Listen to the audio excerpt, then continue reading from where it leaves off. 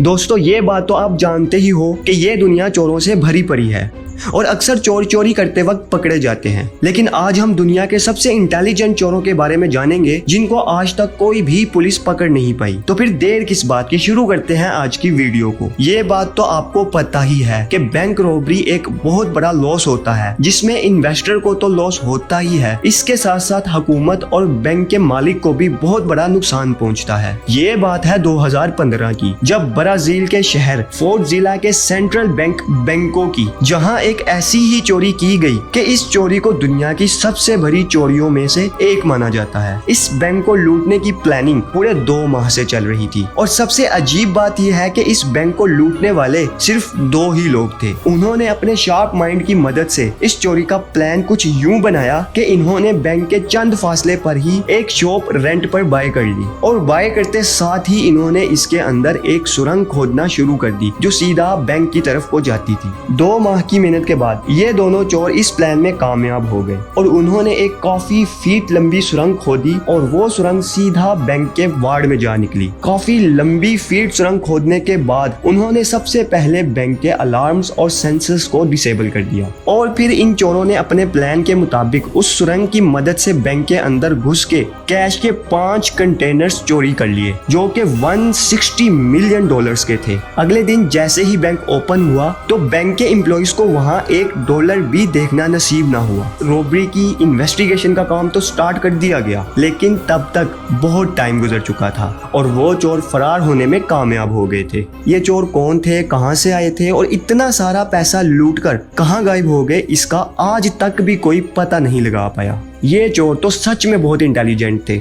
एनट्रैप diamond heist. अब मैं आपको एक ऐसी रॉबरी के बारे में बताने लगा हूँ जिसने सबको हिला के रख दिया था, क्योंकि ये कोई आम और छोटी मोटी चोरी नहीं थी, बल्कि $100 मिलियन के डायमंड्स चोरी किए गए थे। ये चोरी बेल्जियम के एनट्रैप डायमंड सेंटर में की गई थी, जहाँ पर अरबों खरबों के डायमंड्स रखे जाते हैं, जबकि इस जगह की सिक्योरिटी दुनिया की हाई सिक्योरिटीज में शामिल की जाती है, जहां कोई चोरी करना तो दूर, कोई चोरी करने का सोच भी नहीं सकता था। लेकिन साल 2003 में इस जगह पर एक ऐसे गैंग की एंट्री हुई जो $100 मिलियन के डायमंड्स चोरी कर फरार होने में कामयाब हो गए। और क्या आप जानते हैं कि इस चोरी के पीछे लियोनार्डो का हाथ था? इस शख्स ने इस पूरी रॉबरी को प्लान किया था, लेकिन जब इसको अरेस्ट किया गया तो इसका कहना था कि किसी अननोन पर्सन ने इसको पैसे दिए थे कि एनट्रैप सेंटर की पूरी सिक्योरिटी सिस्टम की पिक्स ला के देने के लिए। मतलब कि लियोनार्डो ने पुलिस को पूरी तरह से चकमा देने की कोशिश की कि इस रॉबरी में इसका हाथ नहीं है। यहाँ तक कि इसका ये भी कहना था कि उस अननोन पर्सन ने इसके पास चंद लोगों की टीम भी भेजी थी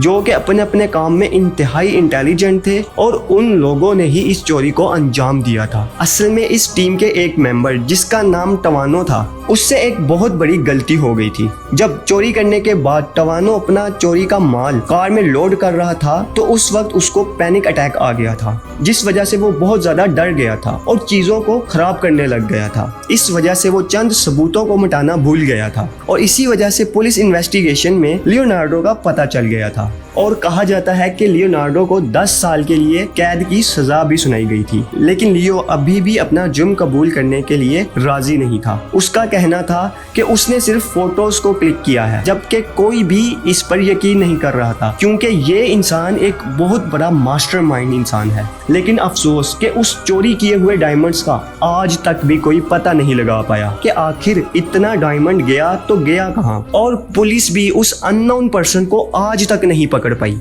लेबनीज बैंक रॉबरी। आप में से बहुत से लोग 1976 में लिबनान में होने वाली सिविल वार के बारे में जानते होंगे। इस जंग के दौरान मुल्क के हालात इतने ज्यादा खराब हो गए थे कि पूरा लिबनान ही बर्बाद होने के मुकाम पर था और इस हालात का फायदा उठाते हुए कुछ रॉबर्स गैंग ने इस मुल्क के सबसे बड़े बैंक ब्रिटिश बैंक को लूटने का प्लान बनाया। 20 जनवरी 1976 को ये रॉबर्स बैंक के साथ मौजूद एक चर्च में एंटर हुए। बैंक और चर्च की दीवार तलवार आपस में जुड़ी हुई थी। इन 8 लोगों के गैंग के हर फर्द के पास M16 मशीन गन्स मौजूद थी। आपको शायद यकीन ना आए, इन लोगों ने दीवार में फायरिंग करके एक बहुत बड़ा होल बना डाला और फिर ये उस होल की मदद से बैंक के अंदर एंटर हो गए। जंग और हालात खराब होने की वजह से किसी का भी ध्यान नहीं गया और ये चोर इसी का फायदा उठाते हुए बैंक की वार्ड तक पहुंच गए। और इतना ही नहीं, इन चोरों ने बैंक के सिक्योरिटी गार्ड्स को भी अपने साथ मिला लिया था। ये चोरी करते हुए इनके पूरे 2 दिन लग गए थे।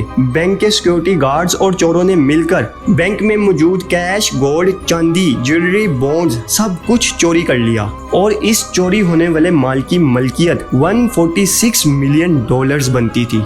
चोरी के बाद इस गैंग ने उन सिक्योरिटी गार्ड्स को उनका हिस्सा दिया और खुद वहां से फरार हो गए। ये चोर कौन थे और कहां से आए थे, इनका आज तक मालूम नहीं हो सका। $500 मिलियन साइबर हाइस, ये बात है साल 2009 की, जब तकरीबन 30 शहरों में 100 से ज्यादा बैंकों का सफाया किया गया था, यानी लूटा गया था। इस चोरी में न सिर्फ बैंक अकाउंट से कैश को ट्रांसफर किया गया था, बल्कि ATM मशीन्स को भी हैक करके काफी भारी रकम लूटी गई थी। इस पूरी चोरी के पीछे हाथ एक हैकिंग सिस्टम का था जिसका नाम SpyEye था। हैकर्स ने सबसे पहले रशिया के बैंक्स को अपना टारगेट बनाया। इसके बाद जर्मनी, चाइना और USA जैसे कंट्रीज को अपना टारगेट बनाकर खूब सारा पैसा लूटा। हैरानकुन बात यह है कि ये हैकर्स साइबर क्राइम के जरिए चोरी करते थे। ये इतने टाइम से चोरी कर रहे थे लेकिन इनको कोई भी पकड़ नहीं पा रहा था। लेकिन फिर 2014 में अलेक्जेंडर नाम की एक लड़की को पकड़ा गया जिसने इस SpyEye हैकिंग सिस्टम को बनाया था। अलेक्जेंड्रा ने अपनी हैकिंग की सारी स्टडी ऑनलाइन की थी और उसी दौरान इसने ये SpyEye हैकिंग सिस्टम को बनाने की सोची। ये वायरस बनाने के बाद इस वायरस की मार्केटिंग भी की गई और बहुत से लोगों को सेल भी किया गया। इस वायरस के जरिए लाखों मिलियन डॉलर्स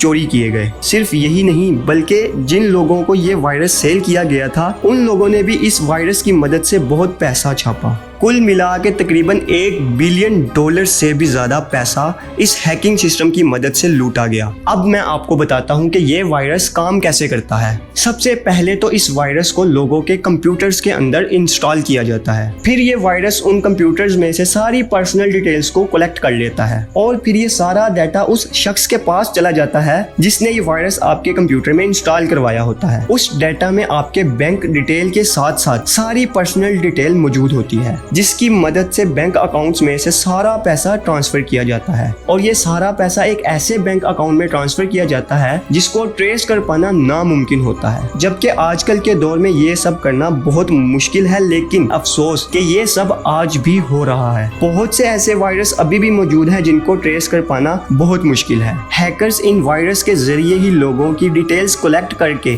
अच्छी खासी रकम चोरी कर रहे हैं। जबकि इस सब को रोकने के लिए हमारी गवर्नमेंट को एक बहुत तगड़ी टीम बनानी होगी और इस टीम में इनको इंतहाई माहिर तरीन हैकर्स रखने पड़ेंगे, तब ही इन चोर हैकर्स को ट्रेस किया जा सकता है और इस जुर्म को रोका जा सकता है।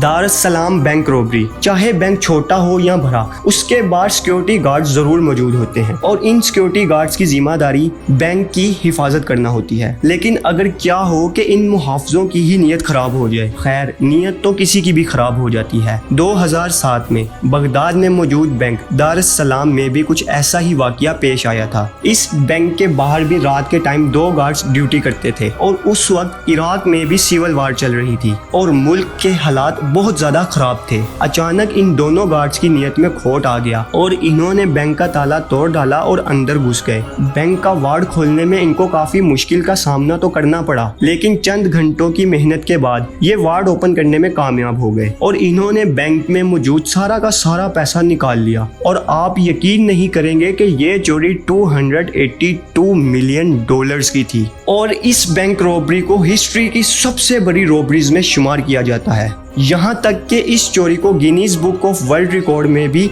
लिखा गया है। सोचने की बात यह है कि आखिर ये दोनों इतना सारा पैसा लेकर कहां गुम हो गए और इस बात का आज तक कोई भी पता नहीं लगा पाया कि आखिर ये दोनों चोर इतना सारा पैसा लेकर कहां फरार हो गए। दोस्तों, उम्मीद करता हूं कि मेरी ये वीडियो आपको पसंद आई होगी। अगर आप इसी तरह की मजीद इंफॉर्मेटिव वीडियो देखना पसंद करते हैं तो इस चैनल को जरूर सब्सक्राइब करें और साथ बने बेल आइकन को लाजमी प्रेस कीजिएगा ताकि मेरी हर आने वाली न्यू वीडियो का नोटिफिकेशन आपको सबसे पहले मिल सके। सके। मिलते हैं किसी ऐसी ही इंटरेस्टिंग वीडियो के साथ, तब तक के लिए दीजिए इजाजत। अल्लाह हाफिज।